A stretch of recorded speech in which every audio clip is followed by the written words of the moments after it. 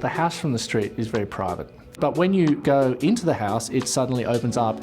There's a lot of glass, there's a lot of sunlight coming in, there's a lot of flow. So it's really two worlds. And I think a lot of people who've seen the outside of the house think that that's what happens through the house, but it's actually the opposite.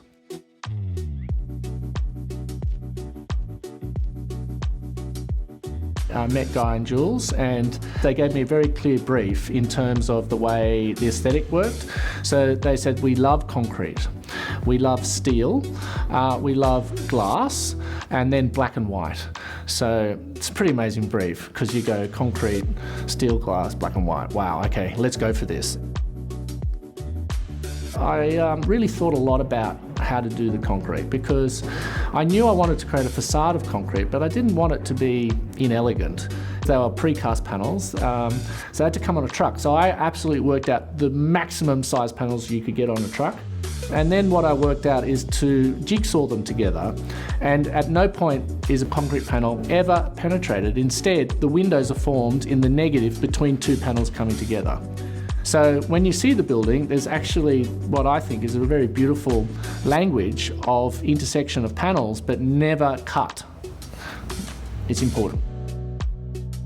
Then, once I sort of understood that language, what I wanted to do is when you walk in the front door, the first thing you see is Guy's piano. And the house drops away on both sides. So you go down to one living kitchen area and dining, and then you go down to another living area, which has sort of become the kids' area.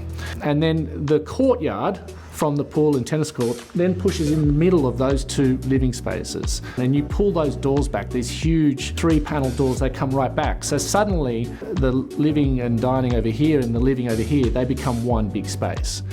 But there's another key thing going on there. By raising the piano in the atrium and dropping down the living spaces, when Guy and Jules have a party, the courtyard becomes the audience, and the raised atrium with the piano is a stage. So I remember I came up with it, and I said to Guy, look mate, is this too much? And he goes, no, this is good. Right next to that, in the atrium, is a 2-story helical staircase.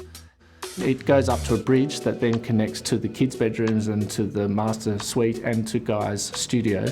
And then it goes up again to the cigar lounge, which has views back to the headlands. It really is the DNA of the house. To open it up, I used a lot of black steel and beautiful windows from AWS and glass. What we did is very difficult, actually. For example, on the end of the house that faces the pool, I thought I was going to end up having to do 2 vertical mullions. But working with AWS, we worked really hard to reduce that down to a singular mullion. And to me, it was very important to achieve that, because when it's 1 mullion, you just see glass. It's a mental trick, I think. And so that was a big win for the project. And AWS were great in helping me achieve that.